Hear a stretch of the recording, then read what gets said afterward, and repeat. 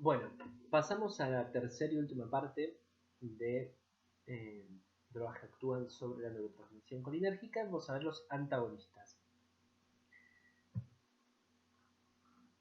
que tienen un gran uso en la práctica clínica. Los antagonistas colinérgicos principalmente se empezaron a derivar, ya son viejos conocidos de la práctica en, en la administración de sustancias dentro de la cultura de la humanidad, y son obtenidos más que nada desde distintas plantas. O sea que los derivados herbáceos fueron los primeros que se pudieron delimitar como antagonistas colinérgicos, dentro de los cuales estaba justamente distintas plantas, como puede ser la veladona, ¿sí? O la, en este momento no me puedo acordar el nombre, o el floripondio, que es una de las plantas que están en Sudamérica, como fuentes de los distintos derivados antagonistas colinérgicos, o la mandrágora, que es esta raíz que ven ahí, eh, que en la antigüedad se pensaba de que era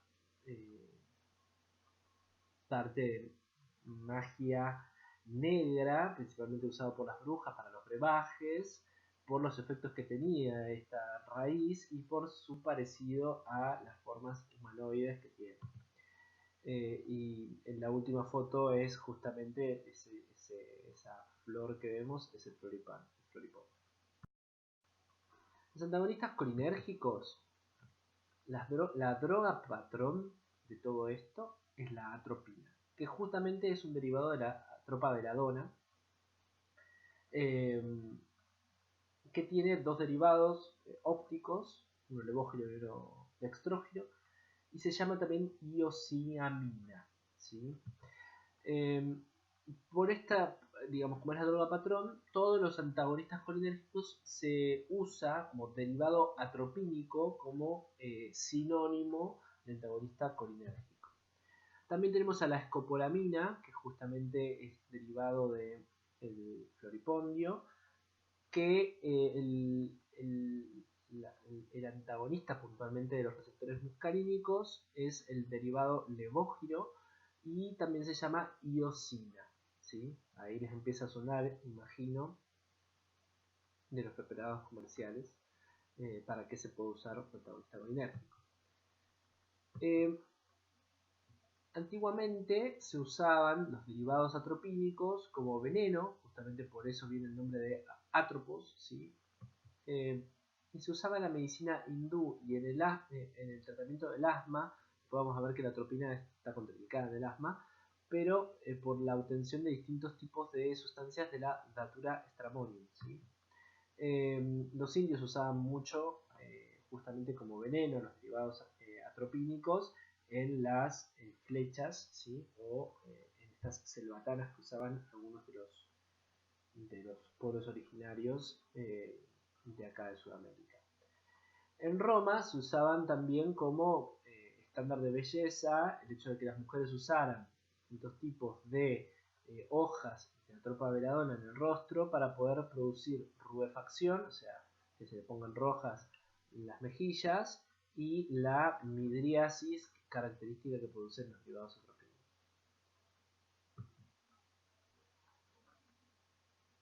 Bueno, después vamos a ver un poco de los usos de ellos. Obviamente tenemos clasificaciones de los derivados atropínicos, donde podemos caracterizarlos de manera química, aquellos que son obtenidos directamente de extractos vegetales, como la atropina y la escopolamina, los semisintéticos, donde se desarrolla algún tipo de modificación química posterior a la extracción de los vegetales, como puede ser la homatropina, el hiperatropio y el tiotropio, que después veremos qué usos tienen, y directamente sintéticos, o sea, obtenidos por la tecnología química, que puede ser la pirenzepina, que fue desarrollada justamente como un antagonista específico de los receptores muscarínicos 1, los M1, o la solifenacina, que es un antagonista específico de los receptores M3. Ahí tenemos, van a aparecer, si te siguen haciendo clic,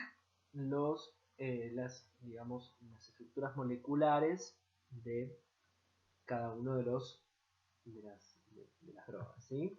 Tenemos atropina y escopolamina, el tiotropio, que fíjense, las primeras dos, atropina y escopolamina, son derivados del amonio terciario. Y el hipratropio y el tiotropio son derivados del amonio cuaternario. La pirenzepina es terciaria. Fíjense, pasé antes de terminar la idea, la complejidad que tenía la pirenzepina y su estructura química. Ahora pasemos a la farmacocinética de la droga patrón, la atropina. Tiene una buena biodisponibilidad por vía oral, un 95%. Tiene el pico a las 2 horas. Tiene un volumen de distribución muy amplio. Y tiene una vida media, tiene una cinética bicompartimental y una vida media prolongada. Es metabolizada por el cuerpo, hidrolizada por hidrólisis y conjugación con glucurónido, y el 50%, o sea, la mitad de lo administrado, se excreta activo por vía renal. La farmacocinética de la escopolamina también tiene una muy buena biodisponibilidad por vía oral, es muy liposoluble y eso nos sirve para poder caracterizar las sustancias. Entre mayor liposolubilidad, mejor biodisponibilidad por vía oral y una mayor distribución en el cuerpo, con un metabolismo hepático extenso y una excreción renal en general con metabolitos inactivos. Es muchísimo más liposoluble que la atropina. Esto hace que también tenga una muy buena biodisponibilidad por vía transdérmica, que si ustedes recuerdan, muchas veces se usa esta droga como para alterar el sensorio de las personas, y se usó mucho tiempo y se denominó burundanga por usarlo para poder afectar el sensorio de distintas personas y poder secuestrarlas o abusar de ellas, ¿sí? Con lo cual es una droga muy peligrosa, justamente porque llega rápidamente a nivel del sistema nervioso central. Ahora, siendo una droga que tiene efectos sobre el receptor muscarínico, antagonizándolo, puede tener distintas,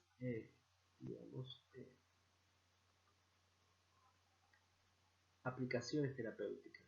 Pero no queremos los efectos a nivel del sistema nervioso central, porque pueden ser riesgosos. Entonces, ¿qué se hizo? Se puede colocar un grupo adicional que justamente sirva para poder darle una carga, o sea, hacerlo más polar a la sustancia y disminuir este pasaje del sistema nervioso central, que por ahí es el efecto más grave que pueden tener los derivados atropínicos.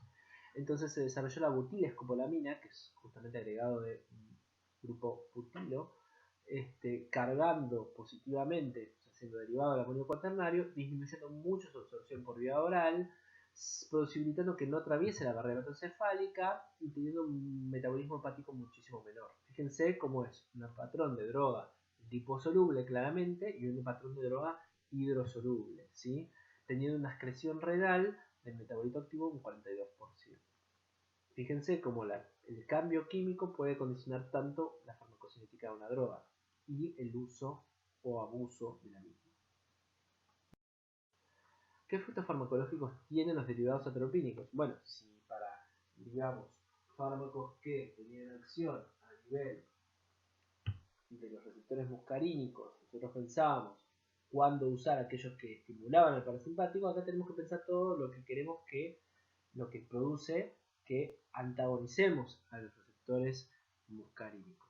Entonces, a nivel del sistema nervioso central, la verdad es que es bastante difuso el efecto. En general pueden producir excitación central, con irritabilidad, desorientación y confusión, justamente como altera los niveles de atención, puede producir inquietud y disminución de la fijación de los recuerdos, con alteraciones incluso en los sentidos, produciendo alucinaciones, ¿sí? De hecho, por eso los derivados atropínicos se usan mucho como sustancia de abuso.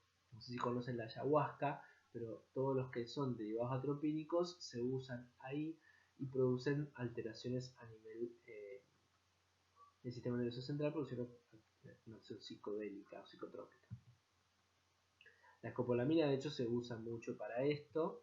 No sé si conocen el té de floripondio, pero obviamente ahora el floripondio no debería estar disponible en los jardines de nadie, pero como es una flor silvestre se puede obtener la escopolamina de distintas plantas vegetales.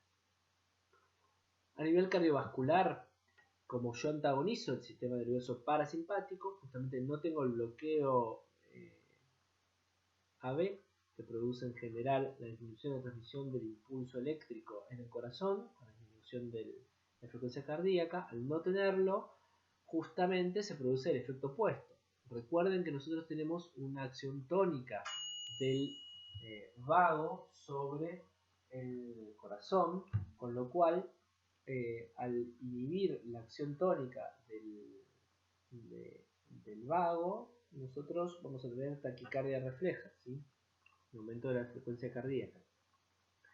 No va a producir mucha vasodilatación. Recuerden que no hay una inervación franca del parasimpático en los vasos sanguíneos. Y vamos a tener efectos a nivel del aparato respiratorio. Recuerden que se va a producir la broncodilatación por antagonismo del receptor SM3 a nivel respiratorio.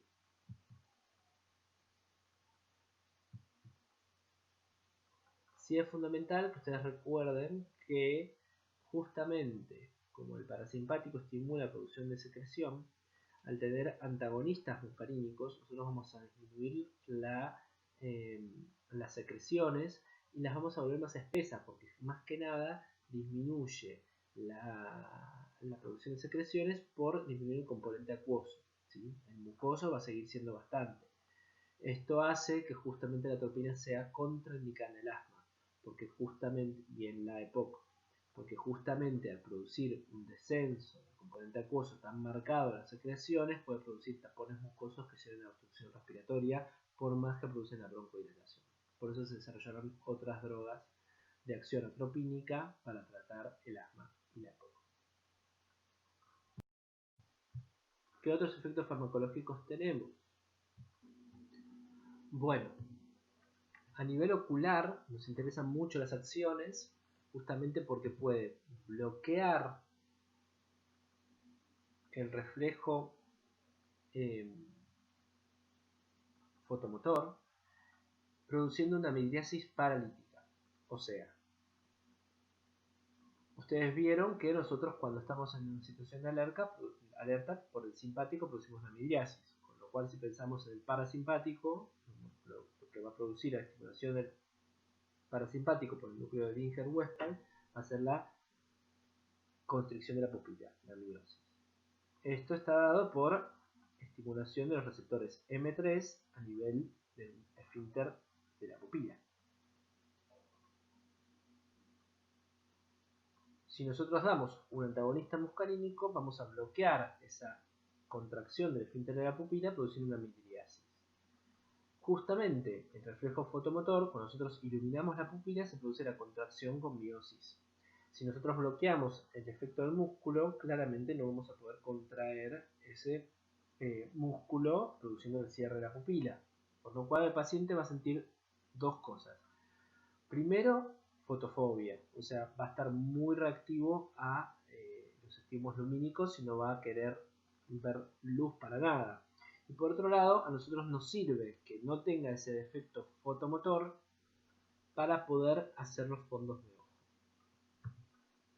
También va a producir cicloplejía, o sea, visión doble, porque va a bloquear el efecto de acomodación y va a impedir la visión de cerca.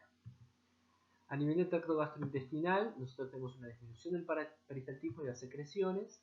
A nivel de las vías urinarias, recuerden, músculo liso, proteína GQ, en general M3, el M1 es central, vamos a tener bloqueo del M3 con la consecuencia disminución de la micción, del reflejo de la micción, con la posibilidad de producir globo vesical como efecto adverso. A nivel de las glándulas exógenas vamos a producir una disminución de sudoración y una sequedad en distintas partes. Boca seca, dijimos ya el nombre de esto, serostomía y sequedad en los ojos, que puede ser llamado seroftalmia.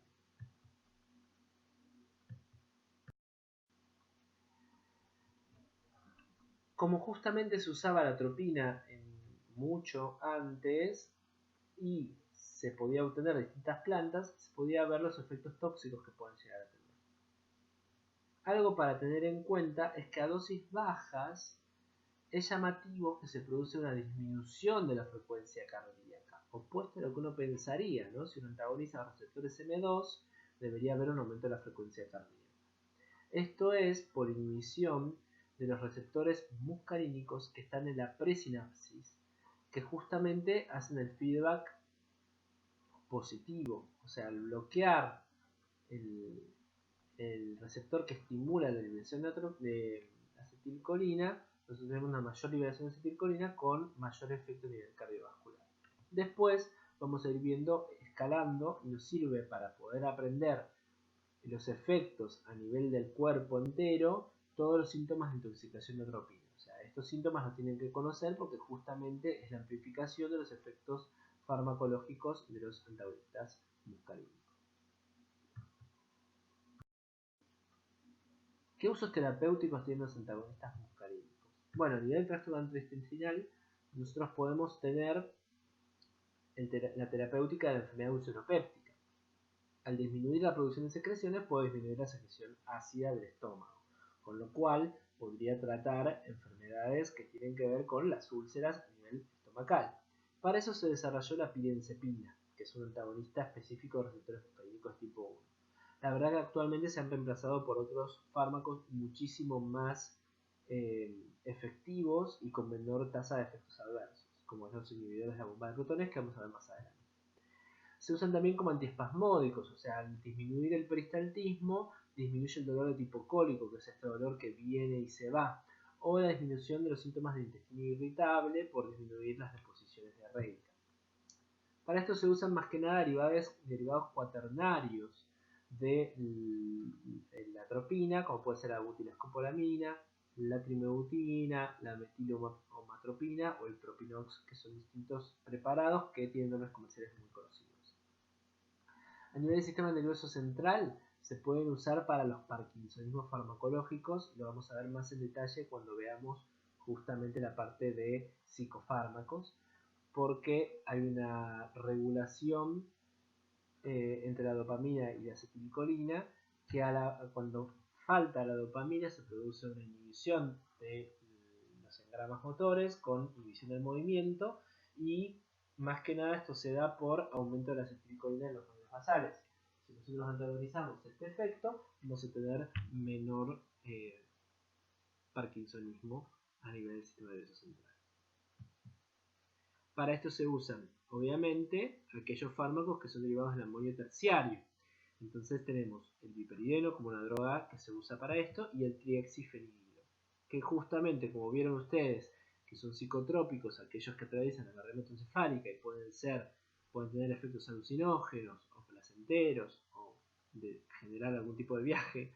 Estos fármacos muchas veces son buscados por los pacientes que quieren hacer algún tipo de uso abusivo de ellos o algún uso recreativo.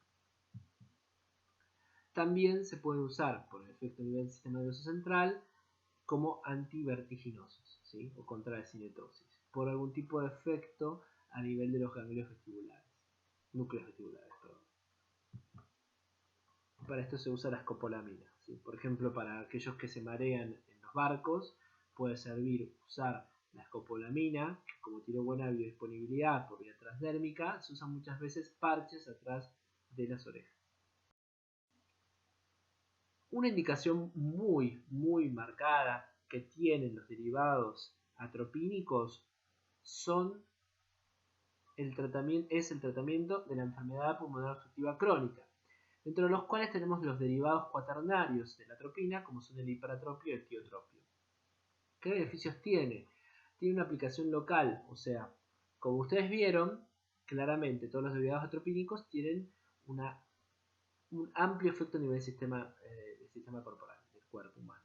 Entonces van a tener un aumento de la tasa de efectos adversos colaterales, ¿no? O sea, la biofase yo quiero que haga efecto, por ejemplo, en la EPOC a nivel bronquial.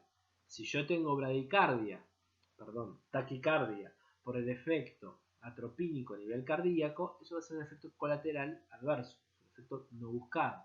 Entonces, yo lo que puedo hacer es desarrollar fármacos que tengan acción a nivel local, que puedan administrarse por una vía en particular, que es la vía inhalatoria, como son el hipertropio y el tiotropio. Accedo directamente a la biofase sin que pasen por el compartimento sistémico. Tiene una baja absorción por ser cuaternarios, entonces aquello que se traga no es absorbido, entonces tenemos un menor efecto sistémico. Hay una menor inhibición de secreciones por este perfil químico que tienen. Recuerden que la atropina producía mayor sequedad, con lo cual tengo mayor problema, mayores efectos adversos molestos para el paciente. El tiotropio tiene también la particularidad de que tiene una disociación más lenta de receptores M1 y M3 que en M2, entonces tiene una particular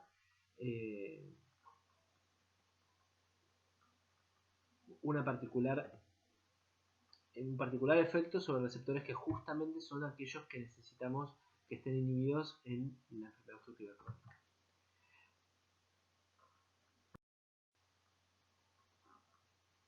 Otros usos terapéuticos. Bueno, a nivel ocular, nosotros podemos la atropina tiene este efecto a nivel del bloqueo de la acomodación y la miriasis paralítica.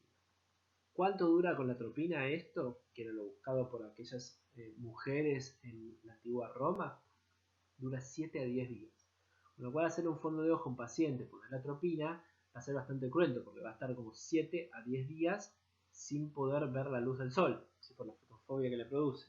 Entonces se desarrollaron fármacos que inhibieran durante menos tiempo el reflejo de acomodación y el reflejo fotomotor para poder desarrollar solamente el fondo de ojo y después que el paciente siga su curso y su vida normal. Dentro de ellos tenemos el ciclopentolato, la tropicamida y había uno más que en este momento no puse la fibra y no recuerdo. A nivel cardiovascular, en general se pueden revertir los bloqueos auriculoventriculares o la toxicidad por un fármaco que es un inotrópico como la digoxina.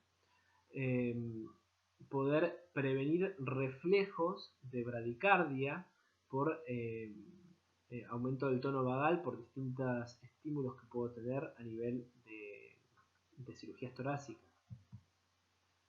Puedo intentar revertir este reflejo vagal a nivel de un infarto agudo del miocardio, lo puedo cursar con una bradicardia marcada.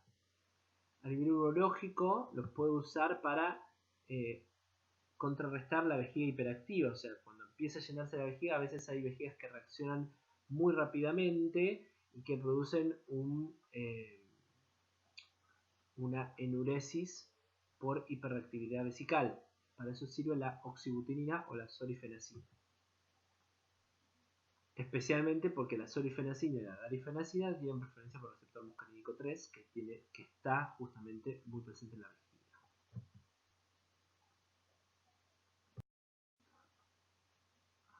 Lo que decíamos con respecto a el músculo radiado del iris o el esfínter del iris tiene que ver con cómo el efecto, el cambio, la contracción con la presión intraocular tiene que ver con justamente cómo están dispuestas las fibras y cuánto pueden ocluir o no el conducto de Schlemm. Recuerden que el conducto de Schlemm se encargaba de drenar el humor acuoso. Entonces, el glaucoma, que era una patología ocular que tiene que ver con el aumento de la presión intraocular, se divide en ángulo iridocorneal, o sea, el ángulo que forma el iris con la córnea. Si es estrecho, tengo un tipo de glaucoma, y si es amplio,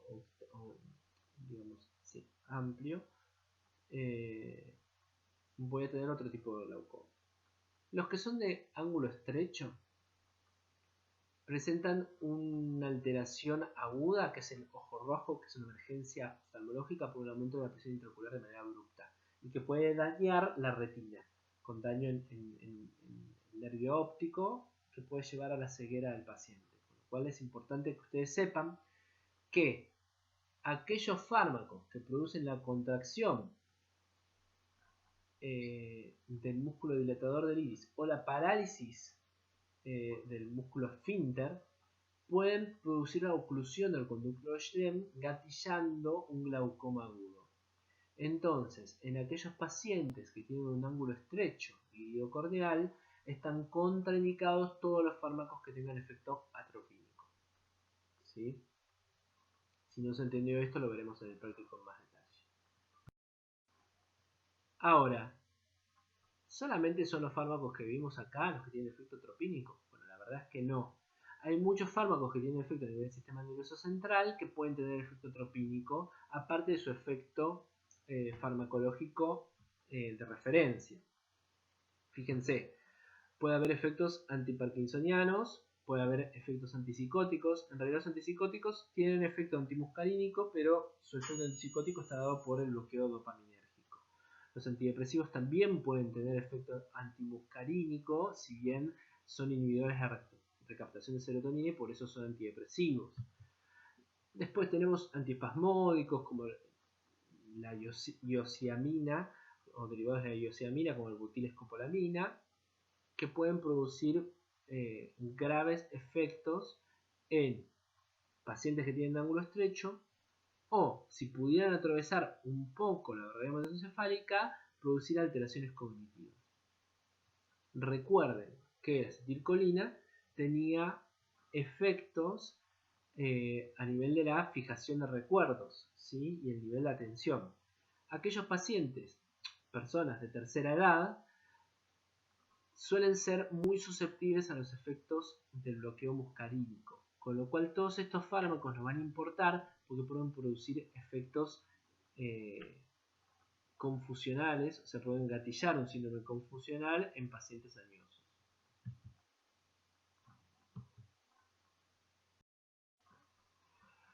Una forma de recordar los efectos de los derivados atropínicos es de poder recordar la intoxicación por justamente la tropaveladona. Hay un dicho justamente en donde lo podemos recordar a los efectos adversos de los derivados atropínicos por esta regla mnemotécnica. Aquel que se intoxica con atropina puede estar rojo como una remolacha. Esto es porque, ¿por qué rojo? Justamente porque está seco como un hueso. Al no poder aumentar la producción por sus glándulas exócrinas de sudoración, la sudoración es una forma de disipar calor. Al no poder disipar el calor por la sudoración y estar tan secos, una forma de disipar calor es la vasodilatación periférica. Por eso los pacientes intoxicados se ponen rojos. No por un efecto directo del bloqueo colinérgico a nivel de los vasos sanguíneos, sino como un efecto reflejo para disipar el calor. Por eso se producía la rubefacción en las mujeres en Roma. También está ciego como un murciélago, justamente por la fotofobia que le produce y el bloqueo de reflejo de acomodación. Y va a estar caliente como piedra de fuego, justamente por no poder disipar el calor. Y los efectos colinérgicos, atropínicos centrales van a producir alteraciones en la cognición que pueden producir síntomas confusionales o alucinaciones que pueden hacer que esté loco como un sombrerero, como el de Alicia. Otros efectos adversos ya dijimos que son las secreciones, la disminución de las secreciones como la serostomía, que produce boca seca, la serostalmia. Todo esto lo pueden ir pensando según los efectos que puedan tener los receptores muscarínicos y su antagonización en los distintos sistemas que ya fuimos viendo. Y las contraindicaciones en su mayoría son relativas. El glaucoma de ángulo estrecho es una de las contraindicaciones absolutas. La edad, en adultos mayores siempre voy a intentar evitar usar derivados atropínicos por las alteraciones cognitivas que pueden producir. Las taquiarritmias son una contraindicación por ser más marcadas en pacientes que usan derivados atropínicos. La hiperplasia prostática que produce la oclusión de la uretra y la retención urinaria, justamente al inhibirse el detrusor no se produce la micción, entonces si ya tengo una obstrucción no va a empeorar la sintomatología del paciente. Y bueno, tenemos un montón de ejemplos que ya hablamos a lo largo de la clase. Sobre la nicotina, Nada más vamos a decir que es una amina terciaria. Vamos a hablar mucho más de esto en la segunda parte de esto, que lo vamos a ver con anestesia, así que no voy a meterme mucho más. Como conclusión, para mí es importante remarcar que conocer la fisiología y la fisiopatología permite un uso racional de los fármacos. Entonces, ustedes pueden razonar todos los efectos que tiene el sistema nervioso autónomo. Ustedes pueden saber cuándo usar un derivado tropínico, cuándo usar un derivado colinérgico.